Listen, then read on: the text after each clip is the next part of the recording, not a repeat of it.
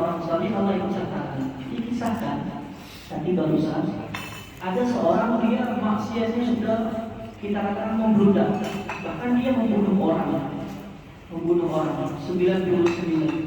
Kemudian dia ingin taubat, datang kepada salah satu syekh di sebuah negeri.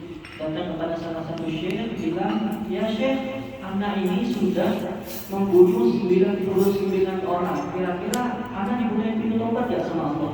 Kata syekh yang ini yang pertama ini, "Wah, nggak bisa. Dosa itu sudah sangat besar.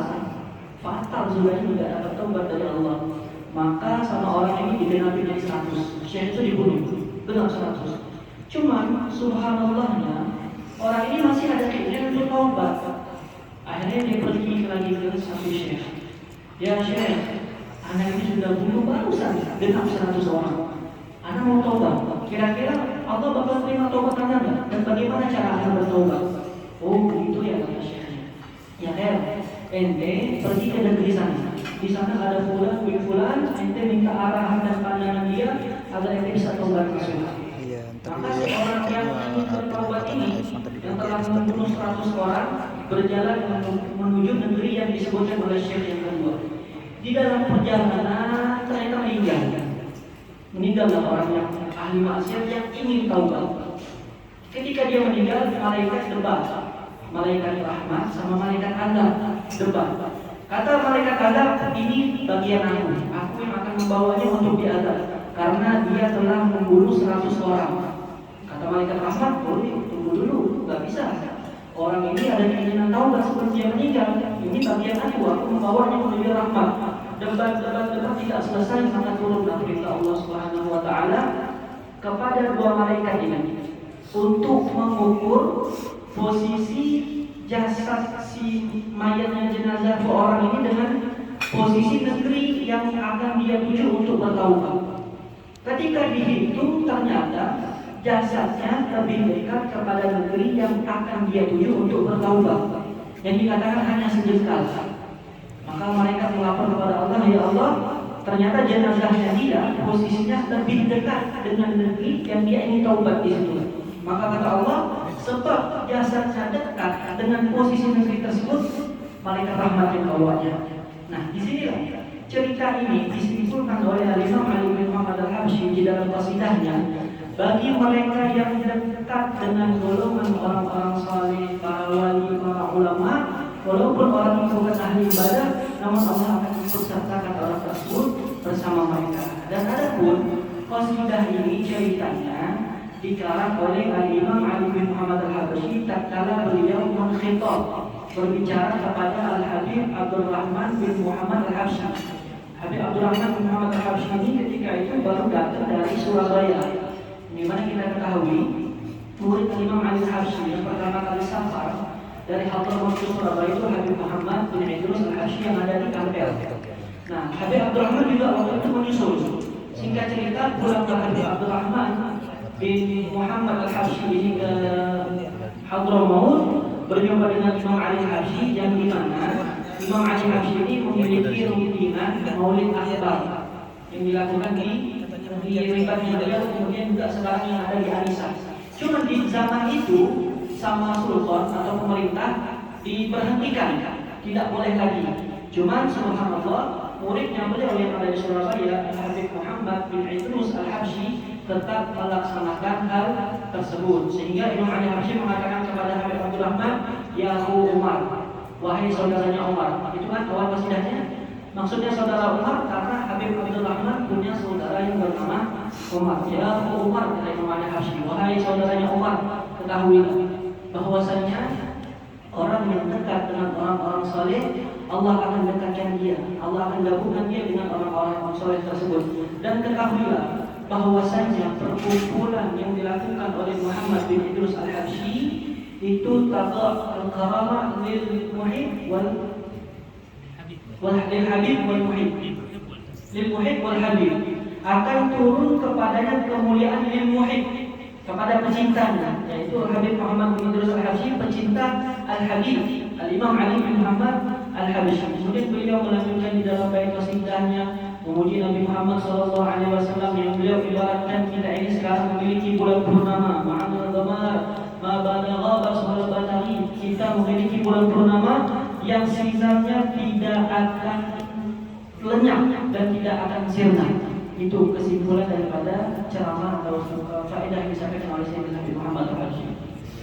وجدت لكم الإجازة في مولد صرف الضرر فيما جاز لوالده الحبيب المنصر علي بن عبد البادر أن ولده المنصر محمد أن والده محمد إلى صاحب المولد سيد الإمام علي بن محمد الحبشي في ضمن كتبه مجموع الإجازات ومجموع الوصايا ومنثور كلام التوجيه والدعوة إلى المساجد الخمسة الأجزاء وما له من منظوم خمسة أجزاء وما له من دعوات وابتهالات وصلوات على رسول الله صلى الله عليه وسلم وما أفرد له مجموعة الفاتح وبجميع أسانيدنا الكتب السادة بحضارنا وعلماء حضارات العلوم وما نرويه من أسانيد كتب السنة الحديث الشريف والصحابة ومعاني الحديث والسنن والأجزاء الحديثية وكتب التصوف الإحياء والرسالة البشيرية والعوارض وأصول القلوب وغيرها من كتب الإمام الغزالي وكتب الإمام الحداد والإمام الجيلاني بإجازة خليفتهم السيد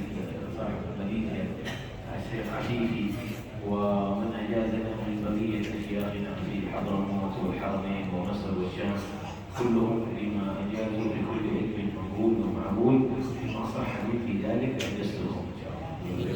Ijazah dari beliau menjazahkan kepada kita secara khusus pembacaan kitab Maulid Simtul Duror yang sanadnya tersambung dari abahnya Habib bin Musib Ali kepada abahnya Habib bin Musib Abdul Qadir kepada abahnya Habib bin Musib Muhammad kepada abahnya sang pengarang Al-Imam Mujaddid Nuruddin Ali bin Muhammad bin Musib Al-Karshi. Juga beliau menjazahkan sanad-sanad ilmu yang beliau dapatkan dari guru-gurunya baik yang ada di Hadramaut, yang di Haramain, ada di Syekh di Malaysia, Indonesia. Kalau di Malaysia tadi beliau sebutkan dari Syekh Arifuddin Al-Jilani. Juga daripada banyak masyayikh yang ada di negeri Indonesia beliau ijazahkan kepada kita. Maka daripada itu sama-sama kita katakan untuk menerima ijazah ini dengan kalimat qabil dan ijazah.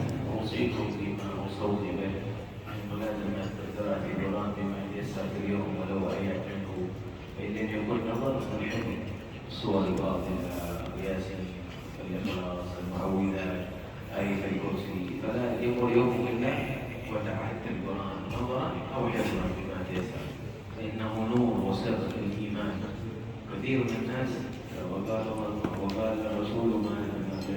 الرسول يا ربي إن القوم اتخذوا هذا القرآن تبعد من هذا الوحي أن تكون ممن يحجر القرآن هذا السلف جعلوا آيات وسورة القرآن في لون الراتب لما ليس قصد التحسين فقط لأن لا نهجر القرآن فنقرأها يوميا مع الراتب فعلى الصلاة نقرأ آية الكرسي فلا تكون هاجر القرآن ولا تقرأ السورة أو الآية بقصد التحسين أو بقصد البركة لا بقصد القرآن تنال الخيرين تقصد القرآن تنال السبب كثير يقول أنا أقرأ السورة أقرأ ما في سبب ما في بركة لأنك تقرأ لذات تقرأ للبركة أو لليسر ولغيرها أنت اقرأ للقرآن إذا قصدت القرآن ذاته سيصل السر والخصوصية. Kemudian beliau memberikan wasiat untuk kita semua di sini agar selalu dalam hari-harinya membaca Al-Quran yang minimal beberapa ayat. Kalau kita tak sempat untuk baca Al-Quran dengan melihat mushaf, dengan hafalan surah-surah yang kita hafal seperti Al-Ikhlas, Al-Falaq, An-Nas, apapun itu. Ya, intinya di dalam hari-hari kita harus ada baca Al-Quran. Dan kemudian juga kita banyak lihat salaf-salaf ini mereka memiliki bacaan-bacaan relatif yang digabungkan di dalamnya ayat-ayat Al-Quran. Ini maksudnya ya agar kita ini selalu di dalam hari kita baca Al-Quran. Karena Al-Quran itu memiliki sir atau rahasia agung yang Allah simpan di dalamnya. Jangan sampai kita ini kepada Al-Quran mahjur di sini kaku. Artinya menghalangi diri dari Al-Quran. Jangan sampai seperti itu. Makanya kita gunakan kesempatan dengan membaca Al-Quran yang ada untuk niat membaca Al-Quran. Tidak hanya niat untuk mengambil berkah ratib itu atau berkah wirid itu. Banyak orang mengaku, kenapa ya? Saya ini sudah baca Al-Quran di dalam Quran, tapi saya tidak mendapatkan rahasia yang disebutkan. Karena tujuan kita bukan baca Al-Quran, tujuan kita untuk mendapatkan keberkahan saja. Tapi jika kita niat untuk menjadikan diri kita ini tidak menghajar, yakni mengkakukan diri kita kepada Al-Quran, maka insya Allah niscaya kita akan mendapatkan sir yang telah disebutkan tadi. هذا جاء في الحديث البيت الذي يقرأ فيه القرآن يتراءى يهدم في السماء كما تتراءى النجوم في الأرض. لأن احنا قرأنا القرآن هذا البيت وفيه ما شاء الله الحاج رسولي يصلي في المسجد ويقرأ القرآن، أهل السماء وأهل الملأ يرونه مثل ما ترى النجوم، يسري بركته بكل شيء القرآن. سبحان الله. في الدنيا سعادة، في القبر أنيسا وأمانا من العذاب، في الجنة أعلى نعيم تترقى بمرداء تلاوتك للقرآن. اقرأ وارقى فإن منزلتك عند آخر آية كنت شوفي القرآن معك من نشأتك ومن قبرك وبرزخك إلى الجنة والآخرة. Dan juga telah datang di sebagian riwayat sabda Nabi Muhammad SAW yang mengatakan rumah yang di dalam rumah tersebut dibacakan Al-Quran, maka makhluk-makhluk yang lain itu melihat rumah itu bersinar. Sebagaimana kita makhluk bumi melihat sinar bintang, begitu pula makhluk langit melihat ada bintang di bumi. Apa itu bintangnya? Yaitu rumah-rumah yang di dalamnya dibacakan Al-Quran. Seperti kita sekarang di dalam rumah Bapak Haji Rusli, kita bersama-sama membaca beberapa ayat-ayat Al-Quran. Yang ini mereka makhluk melihat ini adalah bintang mereka. Dan juga beliau katakan bahwasanya Al-Quran ini adalah kebahagiaan kita di dunia dan menjadi penghibur kita nanti di dalam kubur, dan juga menjadi penentu berapa derajat kita di surga nanti. Karena Nabi SAW mengatakan iqra warga, baca meningkat derajatnya, karena manzilah kedudukanmu nanti di akhirat seberapa tinggi tergantung seberapa banyak ayat dari Al-Quran yang engkau baca. والصلاة فريضة لا تتركوها، أفضل الأعمال الصلاة لوقتها. ما شاء الله جينا وصلنا مع الأذان فقال صاحب البيت يصلي في المسجد كيف ندخل نمضى؟ قلنا هذه بشارة فرحت الجو نصل بيت رجل متعلق قلبه بالمساجد يصلي الصلاة أول وقت نعمة جزاء الحاج حفظه الله يرزقنا ما رزقه. الذي ذاك حلاوة الصلاة أول وقت لا يفضل عليها أي راحة. قالوا كان سيدنا ثابت البناني تلميذ أنس بن مالك من شدة تعلقه وارتباطه بالصلاة ينادي ربه ويقول يا الله إن جعلت لي نعيما في القبر في البرزخ فاجعل نعيمي الصلاة. يعني في البرزخ وفي القبر خلاص جزاء ما في تغيير.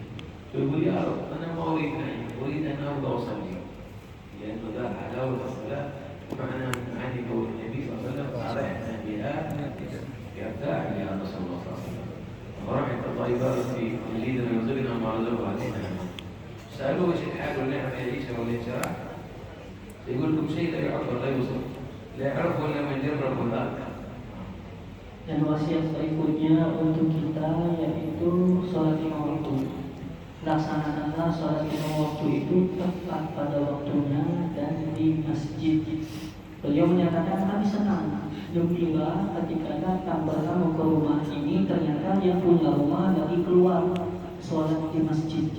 Ini sebuah nikmat yang sangat luar biasa yang Allah berikan kepada orang-orang yang hanya dia itu yang merasakan nikmatnya sholat. Dan kita mari bersama-sama menjadikan diri kita ini tidak ada sesuatu yang menjadi ketenangan dan kebahagiaan selain sholat. Di mana disebutkan bahwasanya sholat itu yang menjadi kesenangannya Nabi Muhammad SAW. Ketika Rasulullah bilang kepada Bilal, arihna biha ya Bilal, senangkanlah kami dengannya, yakni dengan sholat wahai Bilal. Ini himbauan dan anjuran dari Sayyidina Nabi Muhammad bagi kita semua. Dan beruntung kepada Bapak Haji Rusli yang telah mendapat taufik dari Allah melaksanakan sholat lima waktu di dalam masjid. Semoga Allah memberikan apa yang telah Allah berikan kepada Haji Rusli. وختاما الصلاة على رسول الله صلى الله عليه وسلم. إذا قلبك دائما ممكن يكون محبة واتباعا لسنته وعملا بشريعته وممكن الصلاة عليه. عيش حياتك لرسول الله صلى الله عليه وسلم. كل أمر يتم تكفى همك ويغفر ذنبك، كل أمر يشغلك في بركة الصلاة يتم. الله جعلنا من أهلها وكثر بعد كل قليل وتصلي السنة تصلي على رسول الله وأنت مطلق مستحضرا في المدينة أمام المواجهة. أغلى أن مرة تستحضر حاجاتك إنك تخاطب رسول الله. جرب هذا الحال تبقى غرق وتحصل لك رابطة روحية قلبية برسول الله صلى الله عليه وسلم.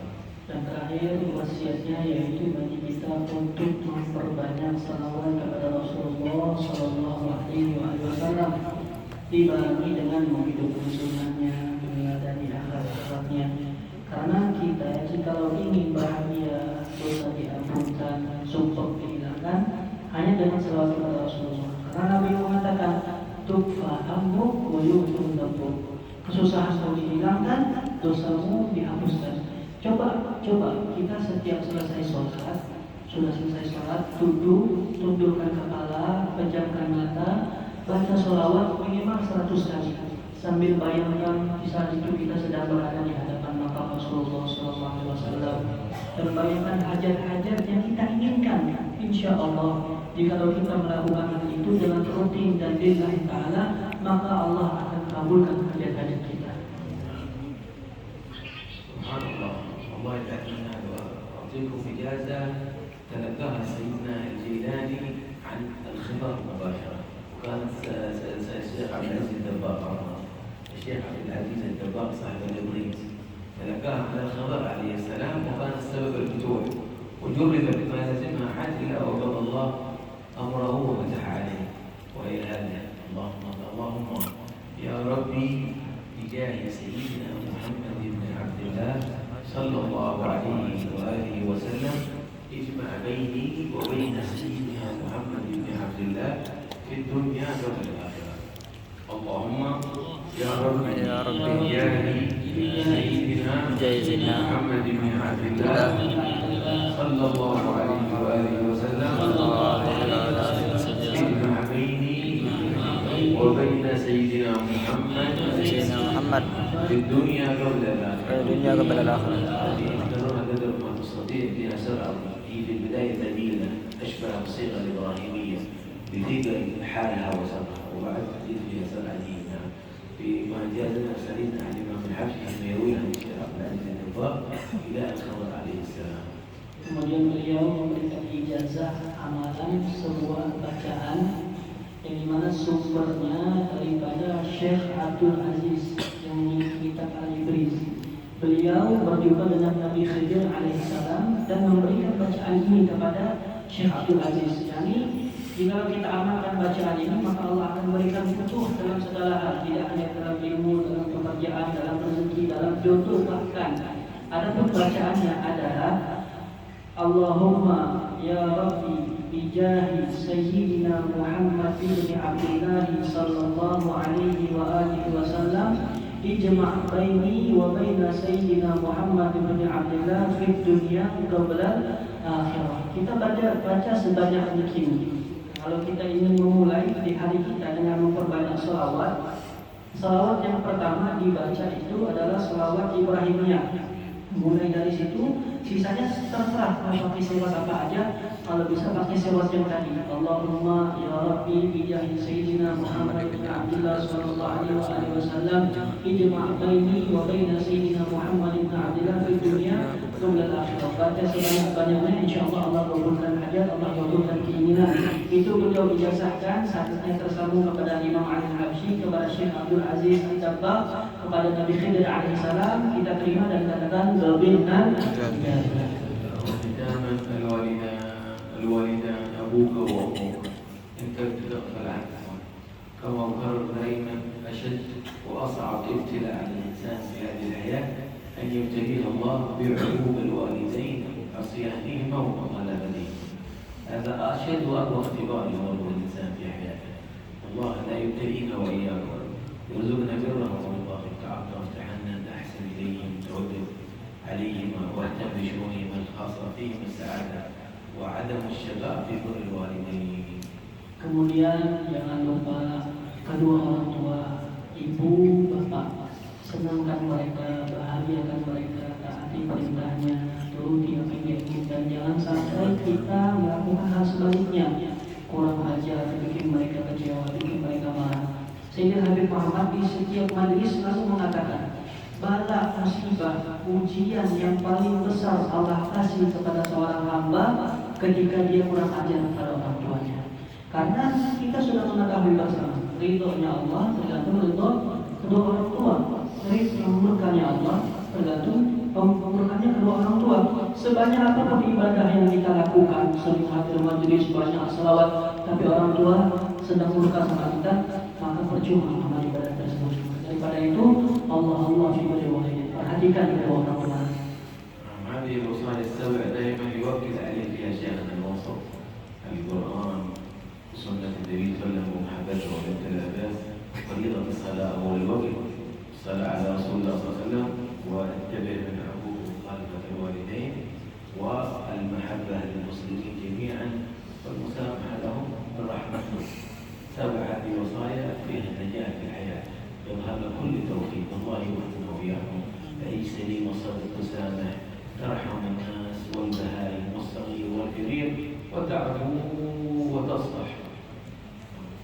Dan inilah wasiat-wasiat yang memang selalu disampaikan oleh Abah Presiden Habib Muhammad, yaitu Habib Al-Muhsin Ali bin Abdul Aziz Al-Hashim.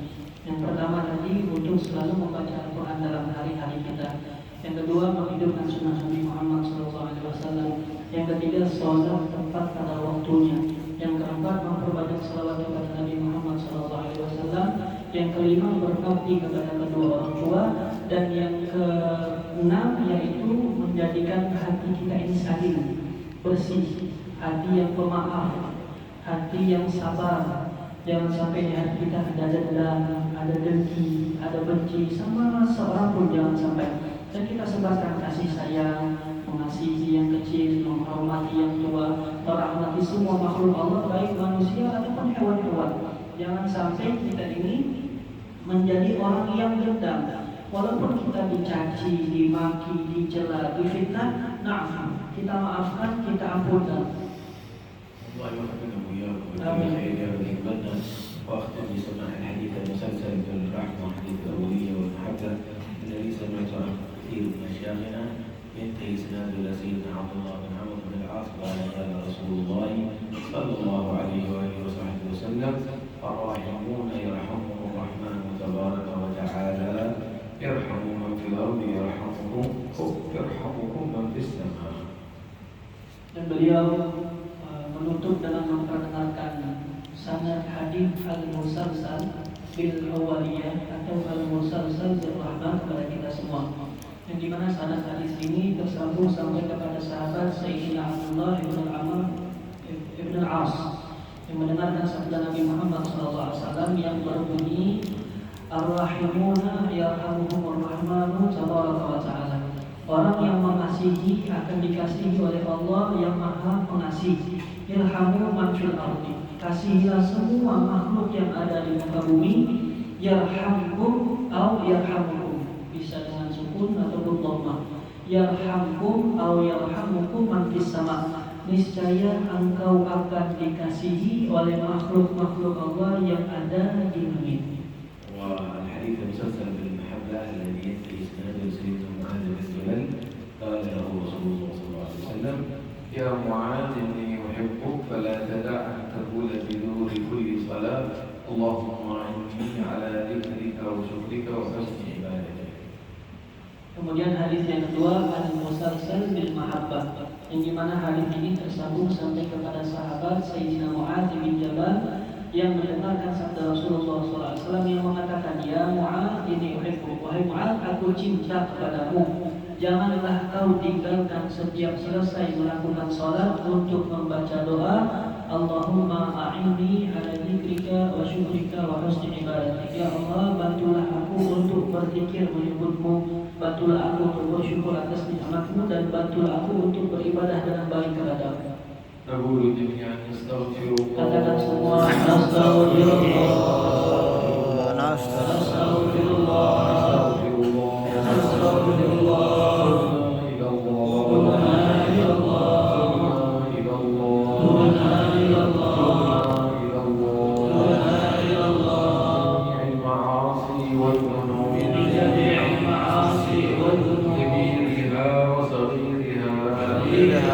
وصغيرها وجعل توبة نصوحا صادقة خالصة موجبة لرضاه والقرب منك والموت على الشهادة. لا إله إلا الله. لا إله إلا الله. لا إله إلا الله.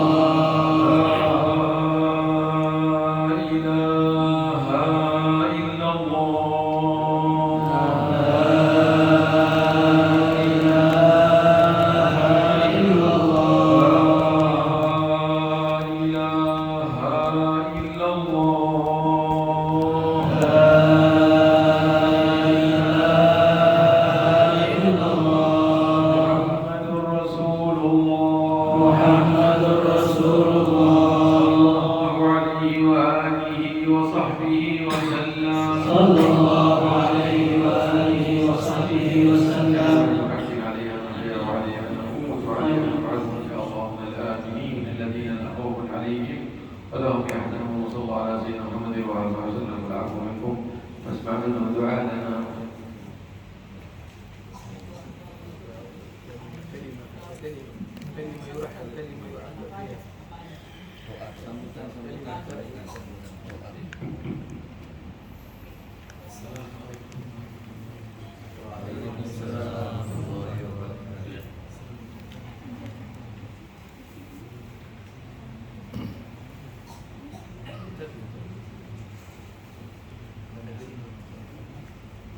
بس يقول أنا نعم أهلا وسهلا بكم في بيتنا ونحن شكرنا الله ونشكر لكم على حضوركم في بيتنا المتواضع وجزاكم الله أحسن الجزاء.